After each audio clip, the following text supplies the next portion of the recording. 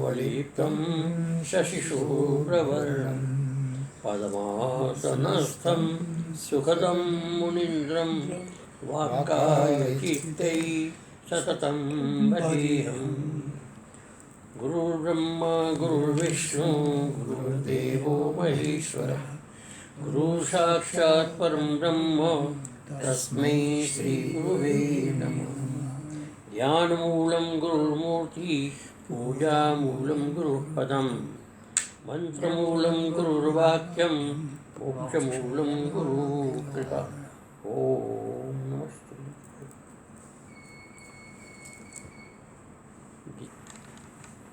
तो कल अपना 9वां श्लोक हुआ था वैसे, और इसमें था कि भगवान कहते हैं रमाम तानि कर्माणि निमग्नन्ति धनंजय। हे धनंजय, तानि कर्माणि न निबद्धन्ति, मेरे को बांधते नहीं। कर्म जो है मेरा किसी प्रकार से बंधन का कारण नहीं बनता, क्योंकि उदासीन मैं उदासीन के समान बस मैंने आसीन ऐसा, अर्थात बिल्कुल निर्लिप्त होकर के संसार के अंदर मेरा स्थिति है। आकाश में जो जिस प्रकार आकाश सर्व से निर्लिप्त है, उसी प्रकार मैं जो है किसी भी कर्म से, किसी भी क्रिया से, किसी भी वस्तु से, किसी पदार्थ से मेरा संबंध नहीं है। असक्तम तेषु कर्मसु असक्तम, उस कर्म में मेरी कोई संबंध नहीं है, ये बताया। अतएव निर्विकारत्वात् तेषु सत्यादि कर्मसु असक्तम अहम करोमि इति अभिमान लक्षणेन संगेन रहितं माम न निबंधन्ति। देखो, अतएव इसलिए निराकारत्वात्, परमात्मा निराकार, आत्मा जो है निराकार, आत्मा निराकार होने से तेषु सृष्टि आदि जो कर्म है उसके अंदर जितने भी सृष्टि में कर्म होते हैं, अर्थात जिस किसी पदार्थ का, जिस किसी जीव का, जंगम स्थावर का, वो जो कर्म है सब के सब कर्म जो है असक्तम अहम, उसमें असक्त मैंने मेरा कोई संबंध नहीं है, असंस्पर्श है। न करोमि, अहम न करोमि, मैं नहीं करता हूँ, और न ही अभिमान लक्षणेन संगेन सहितम, मैं अभिमान से रहित, यानी उसके साथ मेरा किसी प्रकार का मैं करता हूँ, इस प्रकार का अभिमान से रहित होता हूँ। रहितम माम न निबध्नन्ति कर्माणि, इसलिए कर्म जो है मेरा निबंधन का कारण, बंधन का कारण नहीं बनता है। अन्यस्यापि कर्तृत्वाभावे फलासंगाभावे च कर्माणि न बंध कारणानि इत्युक्तमनेन। कहते हैं मैं तो हूँ ही, बंधन मुक्त हूँ, लेकिन जो कोई भी व्यक्ति इस प्रकार से सोचता है, अर्थात कोई भी जीवात्मा इस प्रकार से सोचता है कि अन्यस्यापि, दूसरे भी, कर्तृत्वाभावे, उसमें कर्तृत्व कर्म करता है लेकिन कर्तृत्व का अभिमान नहीं करता है, समझे?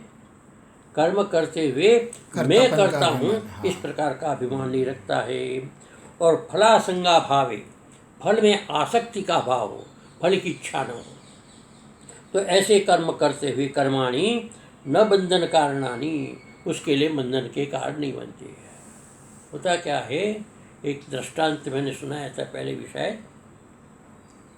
एक संत थे मेरे जैसे, एक बगीचे में रहते थे, और वो बगीचा उसने बहुत बड़े प्रेम से बनाया था, बड़ा परिश्रम करके। तो उसके अंदर सुंदर सुंदर फूल लगे हुए थे, बड़े अच्छे फल लगे हुए थे, बड़ी हरियाली थी, और देखने में बहुत अच्छा लगता था। तो एक बार कहीं गाय जो है घूमती घूमती पहुंच गई वहाँ, और गाय ने उसको, गाय को क्या पता क्या सुंदरता, क्या सुंदरता है, वो फल खाने लगी, फूल खाने लगी, पेड़ को उजाड़ने लगी। तो दूर से बाबा ने देखा, बाबा दौड़े दौड़े आए, एक मारा डंडा गाय को गुस्से में आकर, वो गाय रुड़ गई, मर गई। तो समझो कि गौ हत्या बंद करके उपस्थित हो गई। कि बाबा तुमने मेरी हत्या की है, इसलिए मैं तेरे को चिपकूंगी। अच्छा जी। तो बाबा कहते कि अच्छी मुसीबत मोल आ गई। जी। उस तो ज्ञानी था वैसे मेरे जैसा। तो उसने कहा कि मैंने तो कुछ नहीं किया, मैं तो अकर्ता हूँ, जी। मेरा क्या दोष, हाथ नहीं किया है, धंधा हाथ नहीं मारा। हाथ का देवता इंद्र, तू इंद्र को जाकर पकड़, मेरे को क्या है, मैं करता नहीं हूँ, जी। मैं तो निर्लिप्त हूँ, न मेरे फल की आशा है, न मेरे को किसी प्रकार के कर्म में अभिमान है। जी। तो कि मेरा कर्म से कोई संबंध नहीं। जी। अब वो गाय जो है हत्या, वो पहुंची इंद्र के पास। जी। इंद्र को कहा कि मैं ब्रह्मत्या के रूप में, गौ हत्या के रूप में आई हूँ, और तुम्हें इसको मेरे को ग्रहण करना पड़ेगा, मैं तुमको लग जाऊंगी। जी। तो इंद्र कहते मैंने तो कुछ नहीं किया, मेरा क्या दोष है इसमें। जी। तो कहते हाथ का देवता इंद्र होता है, और हाथ ने मारा है, इसका इंद्र मारा है। जी। कैसे तो सब लोग हाथ से पाप करेंगे, और जितने पाप करें मेरे पर आएगा, तो बड़ी मुश्किल की बात, ये तो संभव नहीं है। जी। तो वो भागा भागा गए विष्णु के पास, जी। कहते महाराज मेरे को बचाओ, अच्छा आपने मुझे हाथ का देवता बनाया, जी। और अब जहाँ जहाँ पाप होगा जी। वहाँ वहाँ मेरे पर आकर चढ़ा सवार हो जाएंगे, तो मेरे को आप बचाओ, ये गौ हत्या मेरे को लग रही। जी। तो भगवान ने कहा अच्छा। तो सारी बात समझ कर भगवान कहते अच्छा चलो साथ में चलते। तो भगवान एक अच्छे ब्राह्मण का वेश ले लिया, जी। इंद्र को एक बटुक बना दिया, जी। गौ को भी एक बटुक बना दिया, जी। और तीनों गए घूमते घूमते वैसे बगीचे में जी। पहुँचे। जी। और वहाँ जा कर के अब तो मनुष्य थे, जी। वृक्ष को छुआ स्पर्श नहीं करना था, जी। देख कर बड़े आनंदित हुए, एक एक वृक्ष को देख करके बड़ी उसकी प्रशंसा करने लगे, क्या सुगंधी है, क्या सुंदर फल है, क्या सुंदर पुष्प है, कितनी हरियाली है, कितनी मेहनत किया होगा किसने, वैसे तारीफ करते रहे। इतने में बाबा झोंपड़ी में से बाहर आए और इसको देखा कि तीन बटुक जो बराबर बड़े प्रशंसा कर रहे। तो उसने कहा महाराज ये बगीचा किसका है, कहते मेरा है। तो कहते ये सब आपने कहा, हाँ कहते मैंने किया। कि कब से आप कर रहे हैं, कहते मेरे को 30 वर्ष हो गए यहाँ पर सेवा करते करते, और ये एक एक पौधा मैंने अपने हाथ से लगाया है और इसको सींचा है, बड़े बड़े सुंदर सुंदर फल देते, बड़े बड़े वृक्ष हो गए हैं। बड़ी प्रशंसा करने लगे। कहते सचमुच आपने लगाया, कहते हाँ, देखो मेरे हाथ पे छाले पड़ गए, ठीक है, छाले पड़ गए, मैंने किया। तो भगवान कहते ठीक अच्छा तुमने किया। तो ये गौ हत्या किसने किया था, एकदम उससे चकित हो गया। तो पकड़ में आ गया कि पाप करे तो इंद्र करे, और अच्छा करे तो प्रशंसा रहे तो तुम लोग, ये नहीं चलता, ऐसे चिपक जाए इसको। तो कहने का तात्पर्य कि यदि कर्तृत्व का अभिमान अपने अंदर है तो उसके कर्म का बंधन उसको निश्चित रूप से होगा। इस प्रकार से यहाँ पर कहते कि जिस व्यक्ति को कर्तृत्वाभिमान नहीं है और उसके फलासंग नहीं है, फल में आसक्ति नहीं है, तो ऐसा व्यक्ति जो है कर्माणि न बंध कारणानि, उसके बंध का कारण नहीं हो सकता है।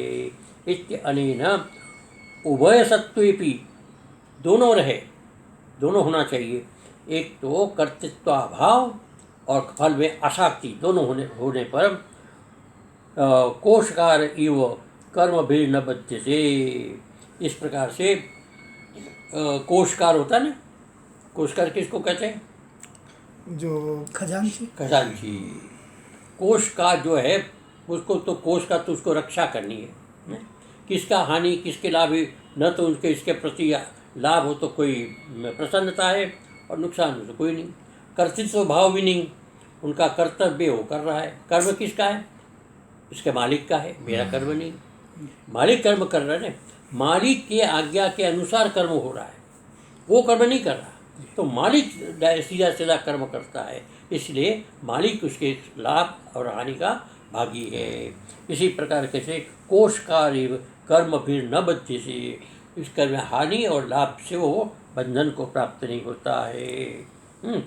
इति अभिप्राय भूतग्रामम इमम, ये सारा का सारा भूतग्राम मैंने संसार के पदार्थ है, विसृजामि, मैं उत्पन्न करता हूँ। लेकिन कैसे? उदासीन होकर के, अर्थात मेरा से किसी प्रकार का संबंध नहीं, केवल और केवल मैं उसको प्रकाश देता हूँ। प्रकाश भी स्वाभाविक प्रकाश हो रहा है, स्वभाव देता नहीं हूँ, मेरा स्वरूप है प्रकाश का, प्रकाश हो रहा है, तो मेरी सत्ता में सारा हो रहा है। इसलिए आश्रयमिति परस्पर विरुद्धम, भगवान कहते भूतग्रामी एवं सृजामी, और फिर उदासीन मैं भगवान कहते, पहले तो कहते भूतग्रामम सृजामी, भूतग्राम को मैं उत्पन्न करता हूँ। दोबारा कहते उदासीन मैं कुछ नहीं करता, मैं उदासीन साक्षी हूँ। तो कहते दोनों कैसे हो सकता है? परस्पर विरुद्धम इसी शंका परिहारार्थम, इस प्रकार की शंका के परिहार के लिए मायामयत्वेन प्रकटयति, मायामय ने संसार को प्रकट करते, अभिव्यक्त करते।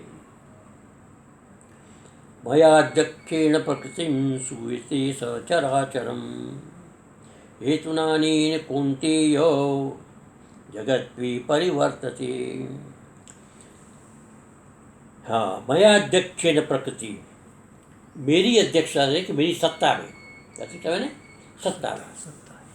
अब अध्यक्ष का मतलब होता है केवल साक्षी, उसकी उपस्थिति, तो उससे चराचर जगत सूयते, चराचर जगत जो है उत्पन्न होता है।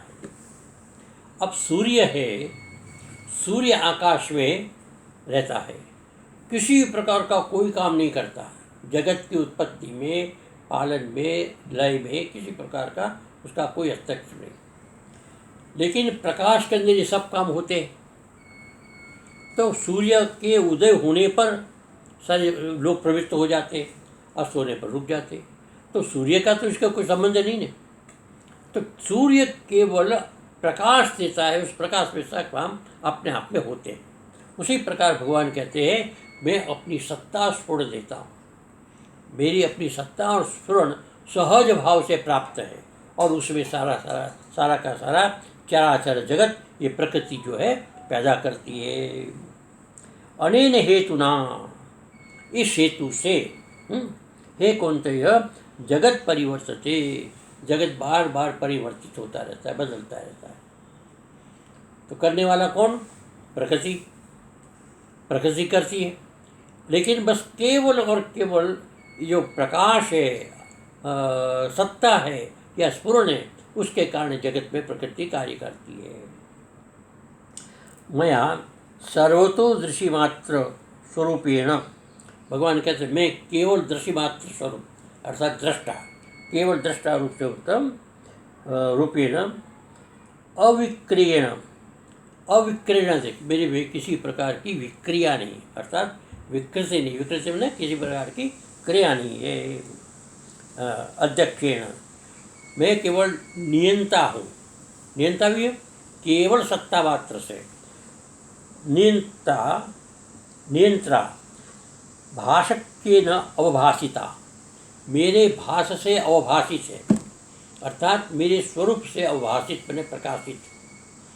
अब ऐसा है कि यदि वो प्रकाश करता है तो कर्ता हो जाएगा, प्रकाश करता है, प्रकाश स्वरूप है ना?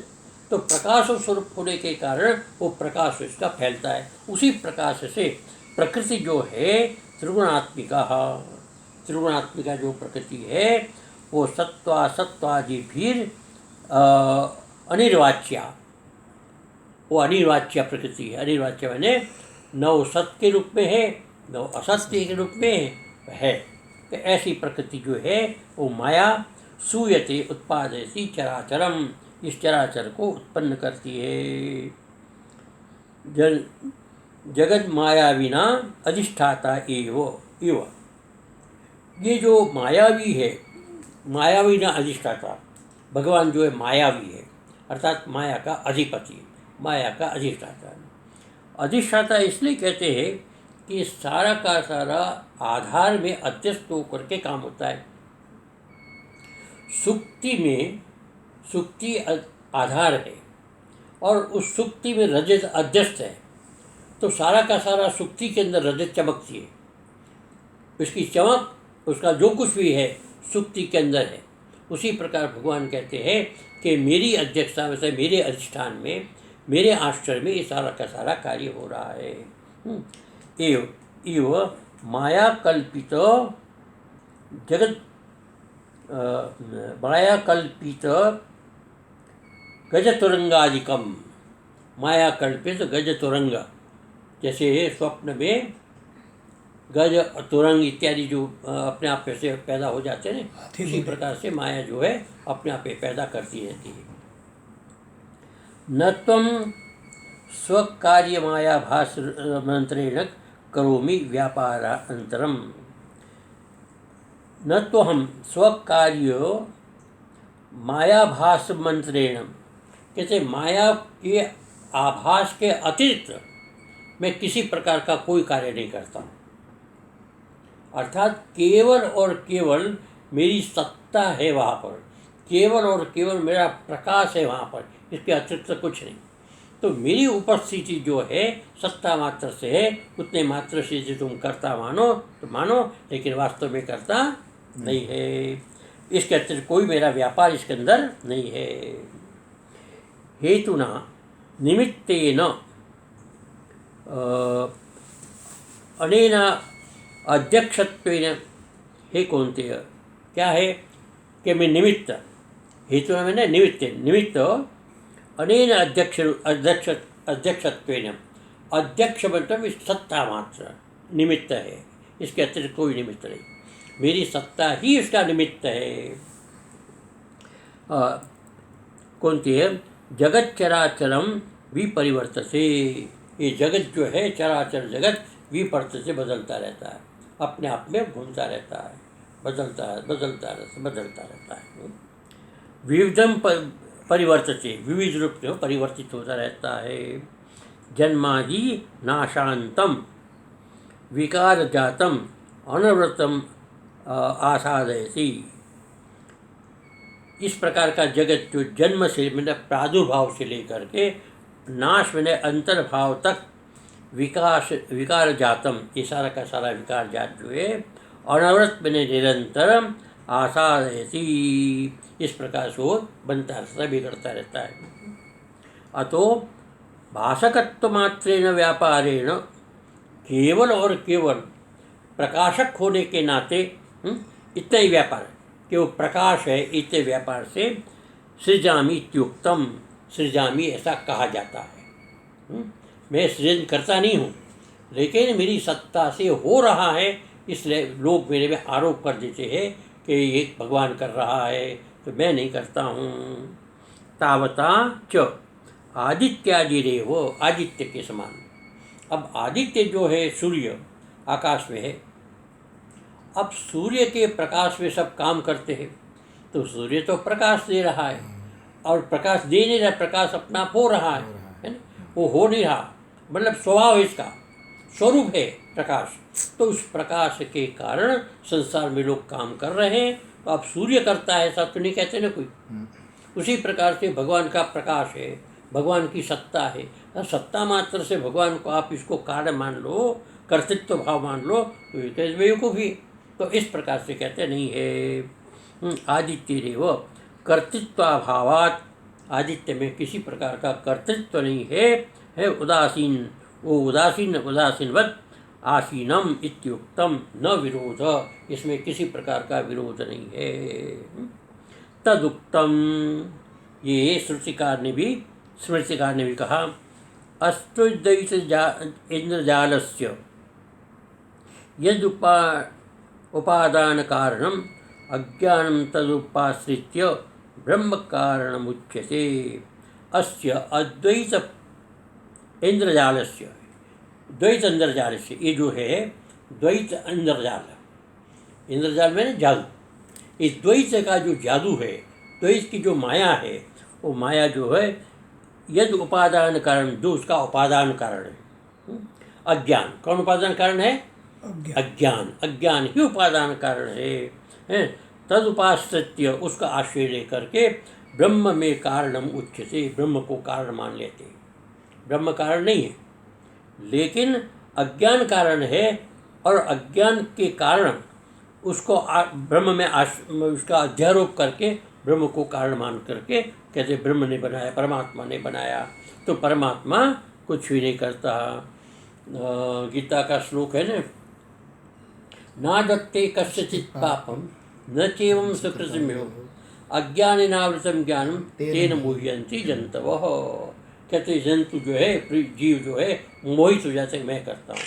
न तो मैं किसी के पुण्य का फल देता हूँ, न किसी को पाप का फल देता हूँ। केवल और केवल अज्ञान के द्वारा सब कुछ हो रहा है और लोग मेरे में आरोपित करते हैं। श्रुति स्मृति श्रुति स्मृति वादाश्चात्रार्थे सहस्र उदाहर्यः। कहते इस विषय में श्रुति और स्मृति हजारों की संख्या में इस प्रकार के प्रमाण है, उसको उदाहरण दिया जा सकता है। एवं दूसरा श्लोक, एवं नित्य शुद्ध मुक्त स्वभाव सर्वजंतूनां आत्मानं आनंद घनम अनंतमपि संतम। और ये सब चीज़ जो है नित्य शुद्ध बुद्ध मुक्त स्वभाव ही आत्मा है। सर्वजंतूनां आत्मानं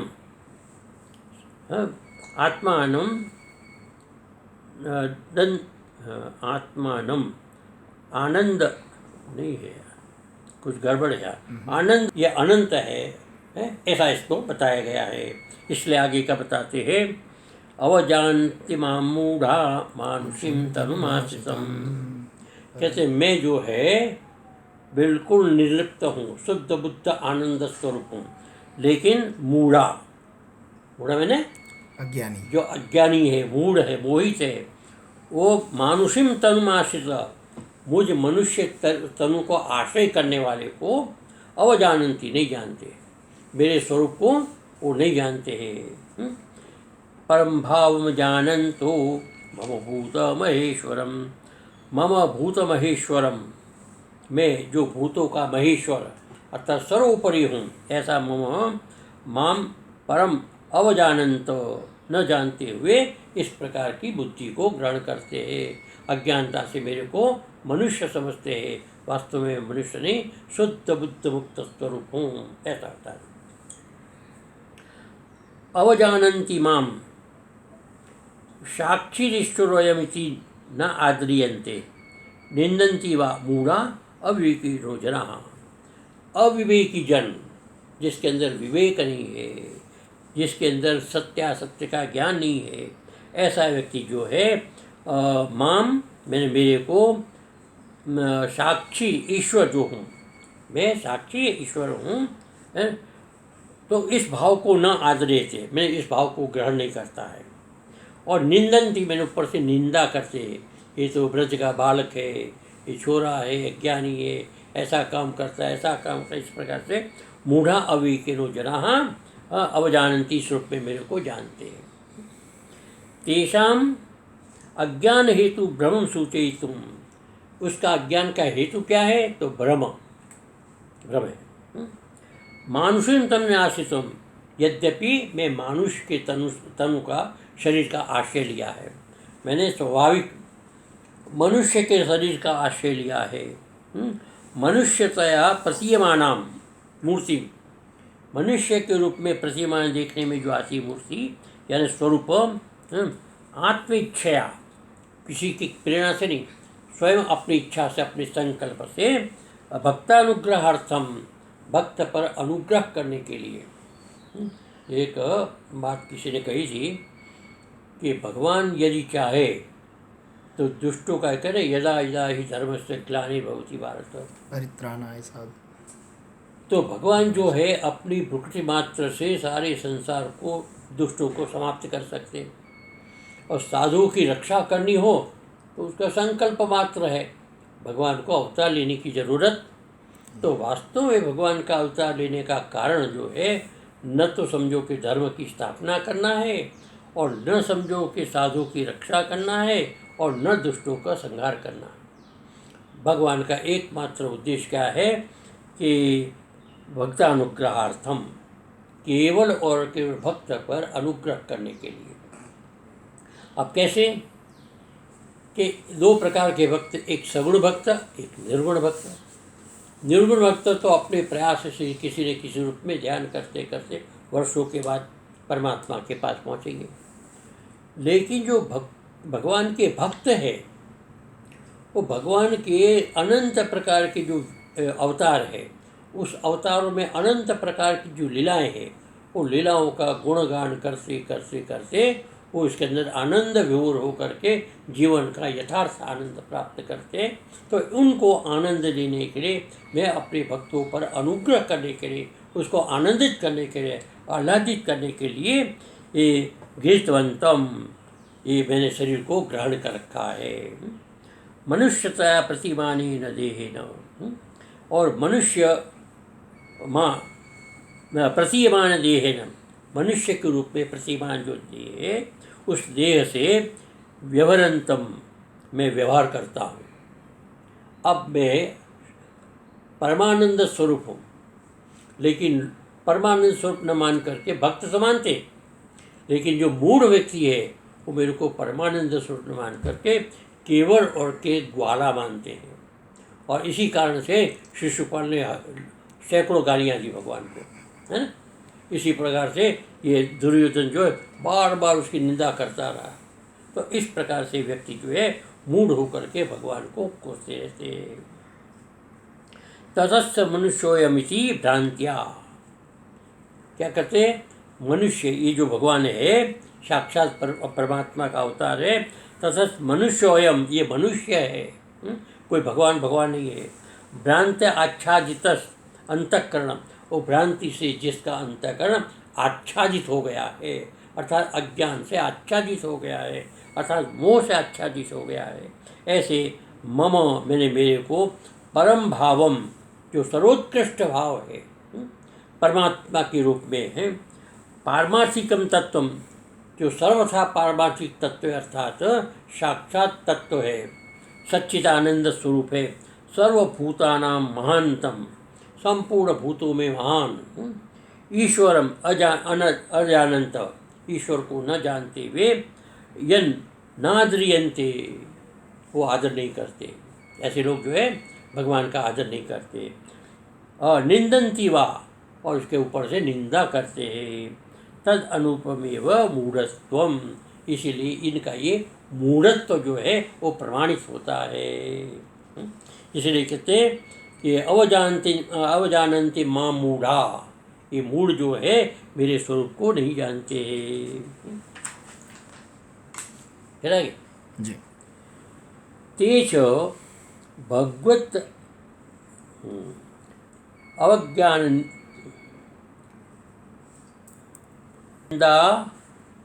निंदन जनितम महादुरित प्रतिबद्ध बुद्धयो निरंतरम निरयम निर्वासारहा। कहते इस प्रकार से मुझ भगवान को अज्ञान से न जानते हुए उसकी निंदा करते हैं, उसकी उपेक्षा करते हैं, और इस प्रकार की दुरित, उसके अंदर दुरित बने पाप भावना भर जाती है। ऐसे पाप भावना से युक्त जो व्यक्ति है, निरंतर निरयम, निरय कहते हैं नर्क, उस नर्क को प्राप्त होते, वो नर्क के भोगने के अधिकारी है। अब कैसे तो बताते हैं, मोगाशा मोग कर्माणो मोग ज्ञाना विचेतस राक्षसीम आसुरीम चेव प्रकृतिम मोहिनीम श्रुता। ये आ गया इनका विषय कि मोगाशा, तो इसको मोगाशा व्यर्थ में समझो कि आशा करता है, जो न होते हुए कोई प्राप्ति की न होते हुए वो आशा करता है, व्यर्थ में काम करता है। मोघ कर्माणो, व्यर्थ में कर्म करते, अनाप शनाप कर्म करते, इसका कर्म का कोई प्रयोजन नहीं होता है। मोघ ज्ञानहान, ज्ञान उसको जैसे व्यर्थ का ज्ञान, सांसारिक ज्ञान उसको होता है, परमात्मा संबंधी ज्ञान ऐसा, और बीच से विपरीत चित्त वाले होते हैं। ऐसे व्यक्ति ही आसुरीम राक्षसिम आसुरीम चेव, एक तो राक्षसी, आसुरी और मोहिनी प्रकृति को प्राप्त होते हैं, और अंत ऐसे व्यक्ति नरक को जाते हैं। इसका आपने कल विस्तार करेंगे। ओम सर्वे भवन्तु सुखिनः, सर्वे सन्तु निरामयाः, सर्वे भद्राणि पश्यन्तु, मा कश्चित् दुःखभाग् भवेत्। ओम शांति शांति शांति। ओम। अब वक्ता बदल